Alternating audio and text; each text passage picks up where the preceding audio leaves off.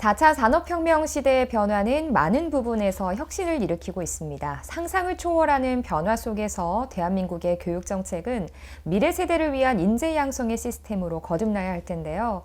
하지만 우리나라 교육제도는 여전히 주입식 교육만 강조하다 보니까 학생들에게 창의적인 사고나 또 문제 해결력을 길러줄 수 없다는 우려의 목소리도 있습니다. 그렇기 때문에 미래 사회가 요구하는 교육으로 재정립하고 또 바람직한 교육 정책이 마련돼야 하지 않을까 싶은데요. 이러한 대한민국의 교육에 관심을 갖고 앞으로 어떤 방향으로 나아가야 할지에 대해 계속해서 고민하는 분이 있습니다. 동신대학교 에너지경영학과 김춘식 교수님과 이번 시간 함께합니다. 안녕하세요. 네, 안녕하십니까. 네, 반갑습니다. 네, 반갑습니다. 네, 교수님 먼저 소개 한번 해주시죠. 네, 저는 아까 소개해 주신 대로 동신대학교 에너지융합대학에서 학생 교육과 연구를 하고 있는 김춘식입니다. 저는 이곳 엔지니어를 양성하는 이 소위 이공대 단과대학이죠. 에너지융합대학교에서 과학기술과 인문사회, 예술이 연계된 소위 창융합 교과목을 담당하고 있습니다. 우리가 알고 있는 4차 산업혁명 미래사회가 기술과 사회를 연동한다든지 또 인공지능 기술과 윤리, 철학 교과목을 연동한다든지 또 현대사회 미디어, 또 기후변화와 국제관계, 또 창의기행 이런 교과목을 주로 담당하고 있습니다. 네, 현재 동신대 이공계 단과대학 교수님이시지만 원래 교수님께서의 전공이 역사 문화시더라고요. 그렇습니다. 네. 저는 한국의 대학에서 이미 대학 시절에 역사학과 문화인류학 또 고고학 이런 것도 공부를 했고요. 또 교육학도 공부를 했습니다. 그리고 1991년에 독일로 유학을 가가지고 다시 처음부터 대학 1학년 다시 입학한 거죠. 그래서 학사, 석사, 박사까지 역사, 교육학, 정치학을 공부하게 됐습니다. 어릴 적부터 저는 이렇게 좀 다양한 공부를 하는 것을 좋아했던 모양입니다. 또 음악 듣기도 좋아했고 또 제 취미는 아직 아마추어지만 작곡, 춤추는 것 이런 것 주로 예술 분야가 저한테 항상 좋았습니다. 다들 그렇지만 예술 분야 음악이나 미술은 지금 고등학교 1학년이면 다 끝나잖아요. 그렇죠? 그 이후에 해보지도 않았지만 기본적으로 늘 관심이 있었다는 것. 아마 그래서 오늘날 이렇게 과학기술과 인문사회, 예술이 모두 융합된 그런 교육을 하는데 굉장히 지금은 큰 도움을 받고 있고 아직도 관심을 가지고 있습니다. 네. 그리고 교수님께서 2006년부터 약 10년 동안은 포항공대 인문사회학부에서 교수로 재직을 하셨습니다. 지금은 이제 동신대 에너지경영학과로 이렇게 어떻게 보면 이직을 하신 셈인데 원래는 이제 쉽게 말해서 문과를 전공하셨다가 이과로 오신 거잖아요. 특별한 이유가 있으세요? 먼저 제가 2017년 이곳 그 동신대학교로 지금 우리 아나운서께서 말씀하신 대로 부임하자마자 제가 사실 대한민국 최초의 그야말로 인문학자 출신의 엔지니어 공대 교수라고 해서 좀 화제가 됐죠. 한국일보에서도 아마 그것 때문에 크게 좀 인터뷰 기사가 실린 적이 있고요. 그런데 이 독일의 그 대학, 베를린 공대라든지 뮌헨 공대 혹은 드레스덴 공대 혹은 아켄 공대, 유럽 지역의 많은 대학들도 마찬가지고 또 미국의 칼텍이라든지 MIT 등 이런 학교들에서는 공대이지만 인문학자가 교육과 연구를 같이 이렇게 하는 경우가 흔하게 볼 수 있습니다. 아마 한국에서는 좀 생소한 일이었던 것이죠. 그래서 말씀하신 포항공과대학 인문사회학부에서는 제가 한 11년 동안 그 이공계 학생들을 대상으로 해서 통합 인문사회 교육 프로그램을 이제 동료 교수님들이랑 개발해서 교육을 했습니다. 저는 이제 주로 역사와 문화 분야의 어떤 교과목 강의를 했는데 중요한 것은 100% 소론문을 작성하고 또 학생 주도로 발표를 하고 또 학생이 직접 토론을 주재하고 하는 그런 발표 토론식 수업을 했습니다. 근데 이제 학생들의 반응도 아주 좋고 또 이공계 전공 학생들이 사실 자칫 공과에만 이렇게 머무르게 되면은 우리는 전공 바보라고 하죠. 그 용어가 있습니다. 팍 이디오트라고. 전공 바보가 되지 않고 정말 그 인문적인 사유 그리고 좀 균형 있는 시민 또 그런 균형 있는 연구자로 이렇게 더 크게 성장할 수 있도록 제가 인문사회 교육에 이렇게 조금 그 역량 있는 그런 연구자를 양성하는 그런 프로그램에 참여하게 된 것이죠. 그러다가 이곳 동신대학교에 오게 됐습니다. 그런데 정작 보다 중요한 것은 사실은 창의융합 교육 때문이었습니다. 그러니까 에너지 분야의 공과대학에서 특히 동신대학교 에너지융합대학에서 이 창의융합 교육을 하기 위해서는 이 인문 쪽에 그런 어떤 내용들이 좀 보강이 돼야 된다는 그런 어떤 필요해서죠. 네. 세 번째로는 이건 정말 중요한 겁니다. 이제 한국 사회 이제 학벌 중심 사회잖아요. 그래서 대한민국에 정말 그 80% 젊은이들이 저는 제가 볼 땐 거의 다 방치되어 있는 그런 느낌이 들어요. 네. 그러니까 소위 20% 혹은 뭐 실제 움직이는 것은 5% 이내, 소위 스카이라든지 이런 출신들이 이게 지배하고 있는 이런 사회에서 나머지 80%는 이러면 어떻게 합니까? 그래서 이 동신대학교는 거기에 80%에 드는 학교에 이미 명백하고, 그래서 이전에 재직했던 대학에서 이거 동신대학교 오는 데는 상당히 그 큰 용기도 필요했지만, 이곳 와서도 창의융합 교육을 하게 되면은 학생들의 수준을 좀 크게 향상시킬 수 있겠다. 정말 스마트하고 또 균형 있는 그런 학생들을, 그런 인재들을 양성할 수 있겠다 하는 게 목적이었습니다.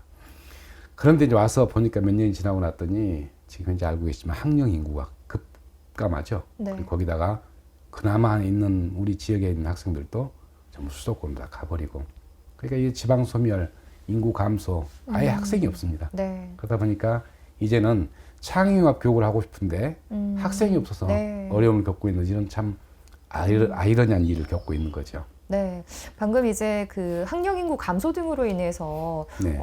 이제 지방 대학이 조금은 어렵다라는 이야기를 해주셨으니까 네네.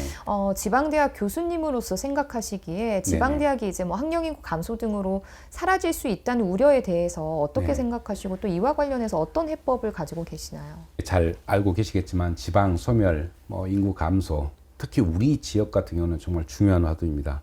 그러니까 전남 지역이 경상북도하고 함께 전국에서 가장 그 인구 감소가 심한 그런 지자체 16개를 갖고 있습니다. 네.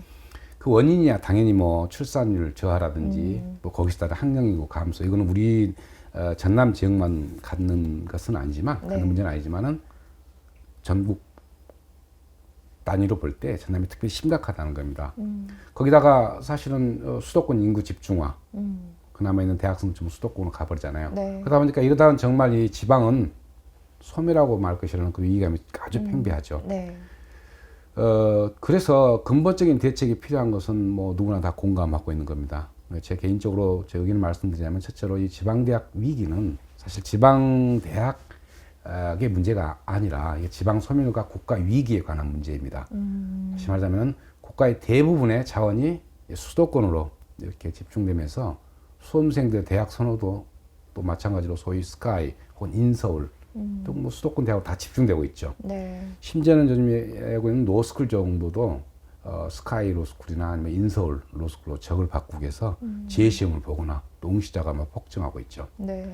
이런 어떤 심각한 어떤 수도권의 어떤 그 집중 현상을 어떤 개별 대학의 차원에서 위기로 보는 것은 이건 조금 정당한 주장은 아니죠. 반면 지방 대학은 어떻습니까? 수도권 대학에 비해서 지역의 경제나 사회 문화에 차지하는 그 역할이, 그 비중이 굉장히 네, 크죠. 네. 현재 지방 대학, 지방의 소멸이 상당한 속도로 이렇게 진행되고 있는데 지방 대학까지 문을 닫게 되면은 지방 소멸은 이제 소위 초가속화 될 것이 네. 자명합니다. 그런데 더욱더 심각한 것은 지방이 소멸되면은 수도권 인구의 상당 부분을 차지하는 이 지방에서의 어떤 인구 유입도 줄어들어서 사실상 수도권도 와야 된다는 점입니다. 때문에 이 문제는 지방의 문제만이 아니고 국가적 차원에서 수도권 어떤 그 집중을 좀 해소하고 지방 균형 발전에 보다 적극적으로 나서야 합니다. 예를 들면 혁신도시 시즌2라는 그런 좋은 프로그램이 있었죠. 그러니까 그것처럼 좀 더 서둘러서 어떤 공공기관이나 공기업들 이런 걸 지방 이전에 가속을 내는 것이 우선 급선무라고 저는 생각을 합니다. 네, 정부의 대학 지원 정책에도 좀 네. 문제가 있다라는 이런 목소리도 있고요. 네. 또 이와 함께 지방 대학들도 변화를 해야 한다라는 이런 요구들도 있습니다. 예, 어떻게 맞습니다. 생각을 하시죠? 예, 맞습니다. 정부의 대학 지원 정책도 전면적으로 시정돼야 됩니다. 인구 감소나 혹은 대학 정원 초과 현상, 이런 것들은 역대 정권들의 어떤 인구 정책과 또 대학 정원 정책 실패했다는 결과인데요. 네. 그 책임을 지방 대학이 지라고 강요하는 꼴입니다. 그러니까 수도권 인구 집중이 심화된 상태에서 재학생 충원율이나 또 신입생 충원율을 이 같은 지표를 적용해서 대학을 평가하는 것은 사실 심하게 기울어진 그리고 운동장에서 경기를 하는 것과 다름이 없는 것입니다. 네. 때문에 지역 발전과 연계해서 지역 대학을 육성하는 방향으로 이제는 전환을 해야 대학도 살고 지방도 살게 되는 것이죠. 물론 지방 대학도 말씀 주신 대로 혁신이 필요하죠. 많은 대학이 비슷한 학과를 이렇게 운영하는데 현재 대학 시스템에서 과감히 이렇게 탈피해 가지고 지역 발전을 좀 선도할 수 있는 특성화 분야에 집중해야 된다. 네. 예, 근데 저희 동신대학교도 이런 그 맥락에서 광주시와 전라남도가 집중적으로 육성하고 있는 그 미래 산업, 즉 에너지 신산업 분야, 그다음에 바이오 헬스케어 분야, 그리고 문화 관광 콘텐츠 분야를 특성화 분야로 집중 육성하고 있습니다. 네, 이제 다시 교육 분야로 좀 돌아와서 이야기를 나눠보겠습니다. 네. 교수님께서 계속해서 이제 이야기하시는 도중에 창의 융합 교육을 네. 말씀을 하셨어요. 네네. 먼저 이 창의 융합 교육이라는 게 어떤 건지 궁금하거든요. 예, 무슨 그 포스트 코로나 시대, 다른 말로 좀 뉴 노멀 시대라고 하네요. 새로운 어떤 노멀리티 스탠다드가 만들어지는 그런 시대인데 모든 것이 다 새로워졌잖아요. 특히 이제 교육 분야에도 급격한 변화가 이미 시작되었죠. 네. 그래서 교육 분야에서도 AR, VR, 그러니까 실감 미디어나 또 XR, 혼합 현실이라고 하죠. 그런 실감 콘텐츠나 또 인공지능을 활용한 그런 교육 환경, 또 메타버스 이런 어떤 새로운 어떤 교육 기술이 신속하게 이렇게 적용이 되고 있습니다.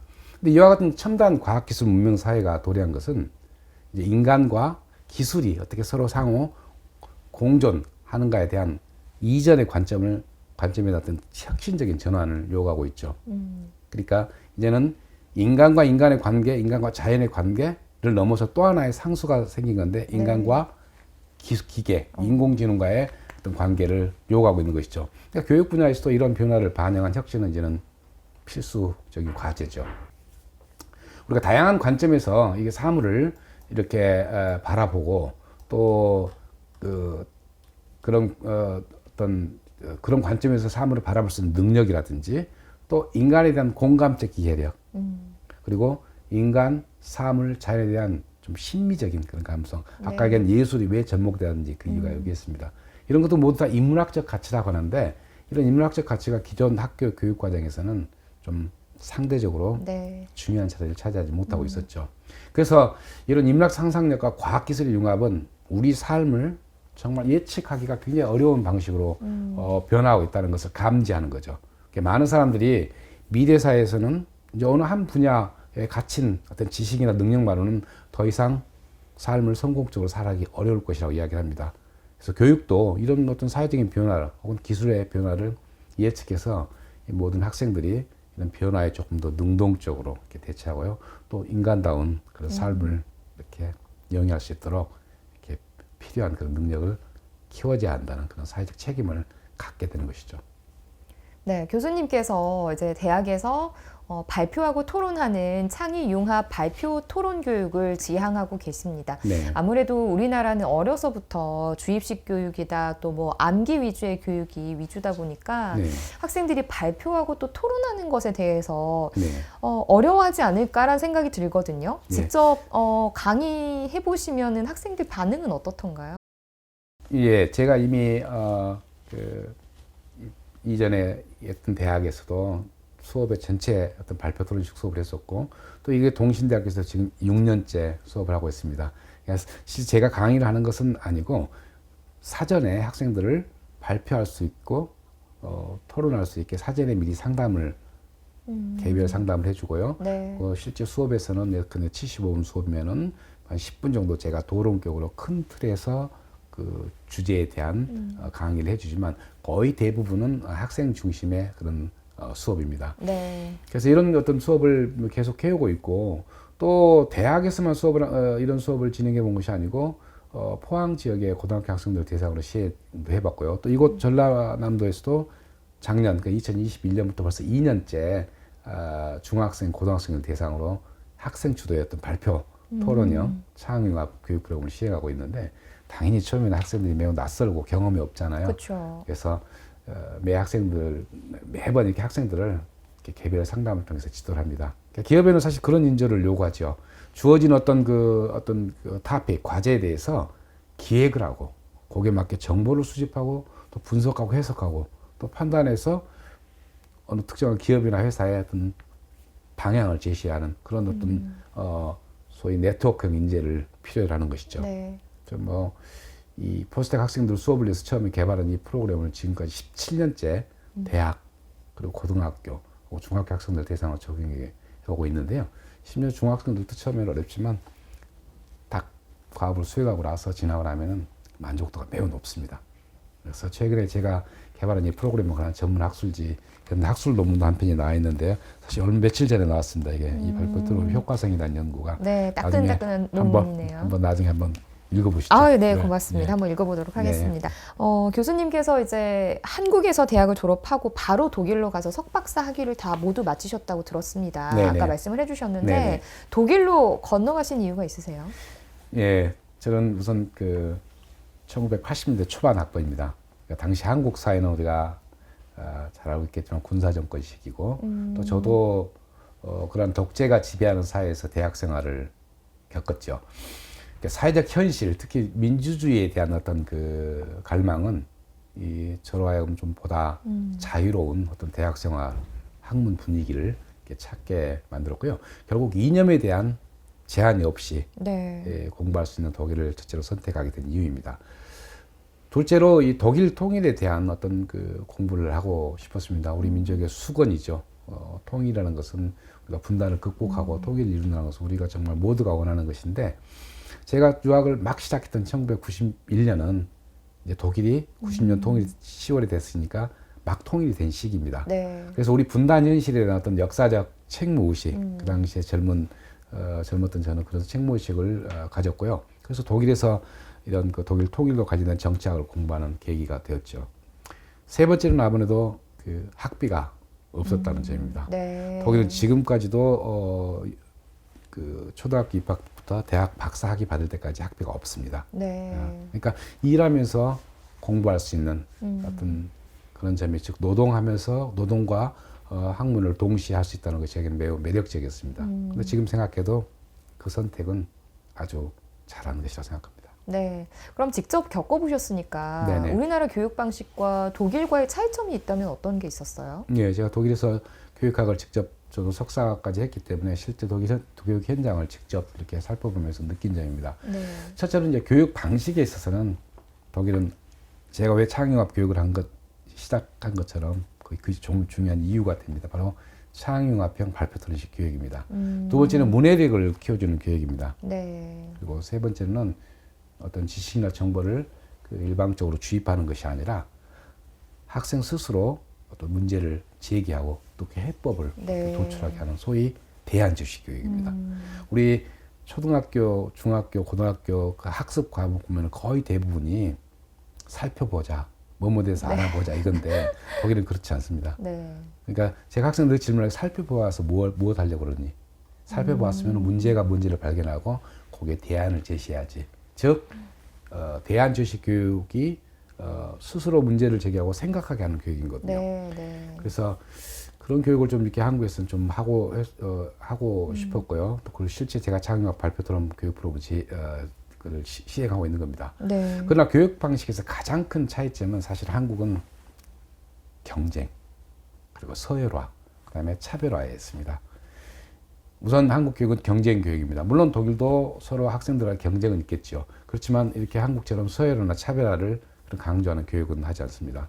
독일도 성적은 있지만 즉 등수는 없는 거죠. 그러니까 한국의 경우에 성적과 더불어 등수 혹은 등급이 있어서 네. 모두 다 경쟁자가 되는 것이죠. 맞아. 내가 예를 들어서 1등급을 받으려면은 나머지 2등급부터 9등급까지를 다른 사람이 못 해줘야 되는 것이죠. 네. 그러니까 이게 굉장히 좋지 못한 그런 어떤 한국의 교육 구조라고 합니다. 네. 결국 서로를 신뢰하게 만드는 것이 아니고 서로를 협력하게 만드는 것이 아니고 차별하게 만들고 등급을 나눠서 서열화되는 것이 어릴 때부터 이 학교 교육 현장에서 배우고 있는 것이죠. 네.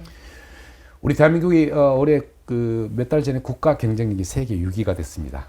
그 영국의 어떤 싱크탱크 어떤 네가툼 연구에서는 세계 번영 지수를 매번 이렇게 공개를 하는데요. 우리 선진국이 됐죠. 눈 떠보니 선진국. 우리 박태균 의장이 얘기했듯이 이 선진국 대한민국 교육은 전 세계에서 핀란드 다음으로 2위입니다. 네.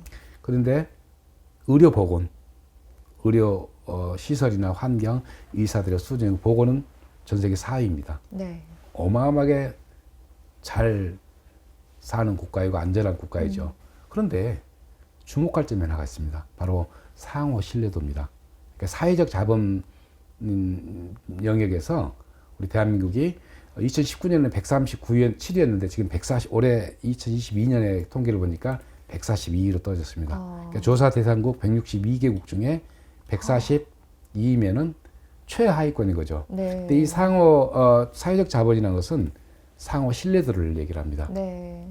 근데 우리가 의료 보건 수준이 높은데 상호 신뢰도가 낮은 것은 별 상관이 없는 것처럼 보여요. 네. 그런데 교육은 분명히 상관이 있다고 생각합니다. 네. 왜 우리는 그렇게 전 세계 2위에 그런 좋은 교육을 받으면서도 서로 믿지 못하는 것일까요? 이 부분은 우리가 해결해야 됩니다. 네. 교육은 답변해 줘야 됩니다. 바로 그게 왜 우리가 이런 우리 교육을 근본적으로 조금 바꾸자 하는지에 대한 중요한 이유입니다. 네. 어려서부터 뭐 점수로 뭐 등수가 갈리고 예. 이러다 보니까 서로를 예. 믿지 믿지 못하는 그런 경쟁 체제에 저희가 또 익숙해져 있는 것 예. 같은데 예. 그렇다면 이제 교수님께서 보시기에 우리나라 교육 체계에 어떻게 좀 변화해야 한다고 생각을 하시나요? 일단 교육 체계 중에 초등, 초, 중등 교육까지 별 큰 문제가 없어 보입니다. 다만 중등 교육 과정에서는 100% 차학융합 교육 체제로 전환을 해줘야 되고요. 네.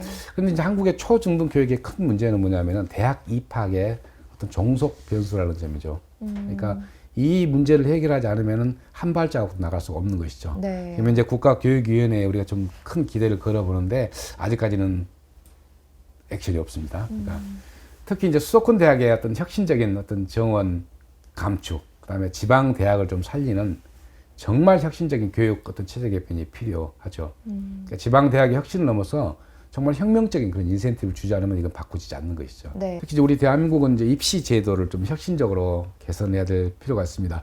선진국의 품격에 맞는 그런 어떤 교육 제도의 개편인데, 뭐 다양한 해법이 있을 것입니다. 잘하는 학생들은 잘하는 학생대로 더 증진을 시켜줘야 될 거고, 또 조금 덜 잘하는 학생들은 역량을 키워주는 네, 그런 네. 교육일 텐데 네. 그 방법을 구체적으로 논의하는 것보다 사실은 제가 주목하는 것은 직업교육이라든지 어떤 평생교육 제도를 좀 과감하게 이렇게 도입할 필요가 있을 것 같습니다. 네. 뭐 아직도 뭐 논문도 쓰시고 많은 연구들을 하시는 것 같은데 예. 앞으로 뭐 계획하고 있으신 것들 있으신가요?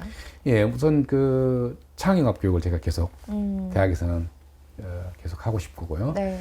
뭐 해야 될 것 같고, 그다음에 실제 그 고등교육 대학에서 이제는 창의융합 교육이 이전까지 없었는데 올해부터 새로운 어떤 고등교육이 굉장히 중요한 교육 내용으로 들어와 있습니다. 네. 그래서 이제 중고등학교만 창의융합 교육을 하는 게 아니고 대학도 이제 창의융합 교육을 해야 되는 것이죠.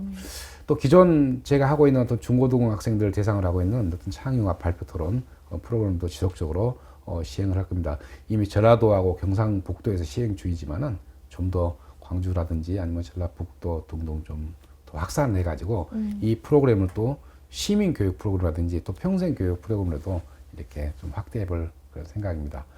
연구 쪽에서는 기존 고등교육 구조 개편에 대한 그런 연구를 좀 지속하고 싶습니다. 특히 직업교육이라든지 또 평생교육 그리고 고등직업교육에 대한 그런 연구라든지 이런 걸 좀 계속 연구를 하고 싶고 특히 독일의 어떤 직업교육이라든지 또 평생교육제도 이런 것들은 한국에 맞게 좀 잘 도입을 해서 우리 한국의 어떤 그 적합한 그런 어떤 방안을 마련해 최선을 다할 생각입니다. 그리고 마지막으로 이제 지역학 연구도 제가 관심 있는 그런 영역입니다. 네. 지역에 대한 관심은 사실은 내가 살고 있는 어떤 공동체에 대한 관심, 그 공동체에 대한 어떤 그 책무 이런 것들은 사실 세계관을 갖게 하는데 굉장히 중요한 출발이거든요. 네. 그러니까 지역을 모르면서 내가 살고 있는 고장이나 지역을 모르면서 국가나 세계를 이해한다는 것은 불가능합니다. 때문에 이런 지역에 대한 어떤 그 어떤 연구 또 지역에 대한 어떤 교육 프로그램을 만드는 그런 어떤 그 연구 이런 것도 좀 지속적으로 하고 싶습니다. 네, 이번 시간 함께 해보니까 얼마나 우리나라 교육에 관심이 지대한지를 느낄 수 있었고요. 앞으로도 계속해서 우리나라 교육 체계가 좀 변화될 수 있도록 연구하시고 또 변화될 수 있도록 노력해 주시기를 부탁드리겠습니다. 오늘 말씀 고맙습니다. 네, 감사합니다.